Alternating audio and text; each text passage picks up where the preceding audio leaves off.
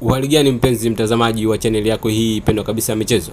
Kama ndio itakuwa mara yako ya kwanza unatembelea channel hii ya Simba News, usisahau kusubscribe pamoja na kubonyeza alama ya kengele itakayotokea chini ya video hii upande wa kulia. Bwana, hapo jana klabu ya Wydad Casablanca ya nchini Morocco ilikuwa na mchezo wa kirafiki na timu moja kutoka nchini Madagascar. Katika mchezo huo klabu ya Wydad Casablanca mpaka mpira unaisha Wydad walibuka na ushindi wa goli 2-1, huku kiungo mshambuliaji wa zamani wa klabu ya Young Africans Stephane Aziz Ki akiwepo majukwani. Katika mchezo huo wa kirafiki, Wydad Casablanca ndio alikuwa wa kwanza kupata goli mnamo dakika 20. Hatimaye dakika 45 timu pinzani ikasawazisha kwa mkwaju wa penalty. Mnamo dakika 75 mshambuliaji hatari wa Wydad Casablanca alipatia klabu hiyo ya Wydad goli la pili na la ushindi. Hadi mpira unamalizika Wydad 2, hiyo timu nyingine ya wapinzani ilikuwa 1.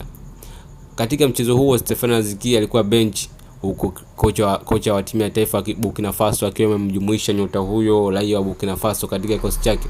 Hivyo klabu ya Wydad Casablanca ikaona isimtumie mchezaji huyo ili ajiunge na klabu yake na ajiunge na timu ya taifa ili kuweza kuitumikia.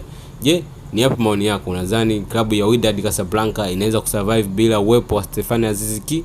Tuachie kwenye comment.